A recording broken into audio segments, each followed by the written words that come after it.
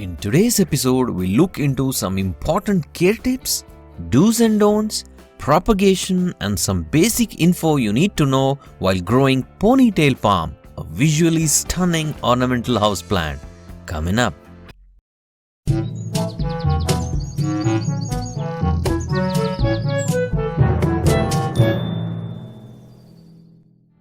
Ponytail palm, also known as the bottle palm tree or the elephant foot tree. It is actually not a palm tree. It is in fact a succulent plant and a member of the Agave family. Ponytail palm is a very beautiful and a popular houseplant with a bulb-like trunk and a beautiful long curly leaves which look like a ponytail.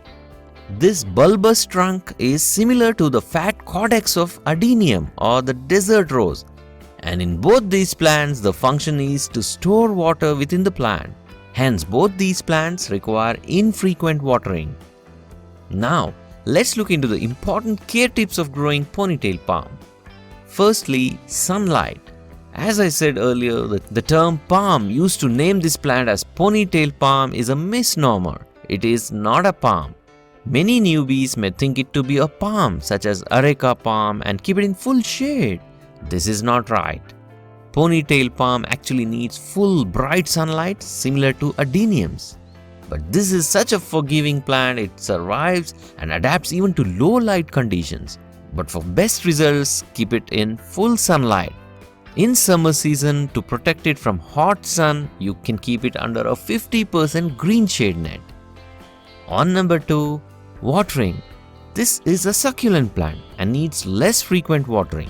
This is in fact a very hardy plant, but the most common cause of death of this plant is overwatering. So, be cautious while watering this plant. Best is finger dip method. You can dip 1 or 2 inches of your finger to check the moisture. Water it only if it's dry.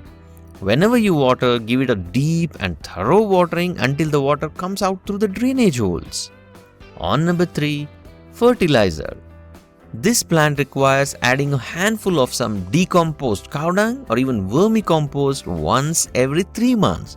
That is all is needed for this plant. Do not try to add more fertilizers to these plants, especially the NPKs and other chemical fertilizers. On number 4, pot size and repotting. It is best to allow these plants to become root bound before repotting them. And when you repot them, use a pot that is only 1 or 2 inches larger than the previous pot size.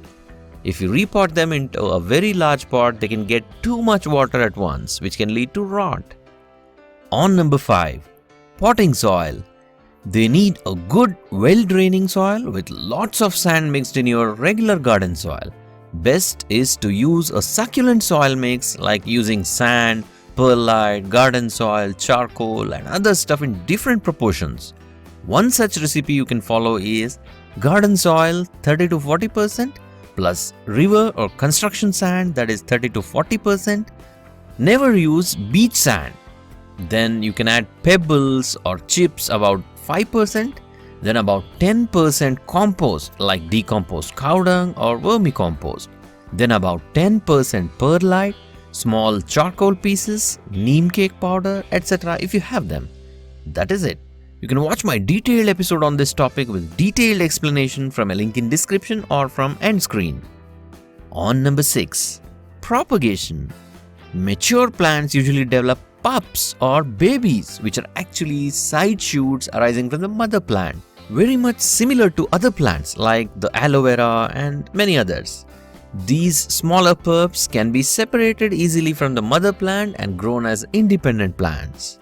Please like, share and comment below with your feedback. Happy gardening!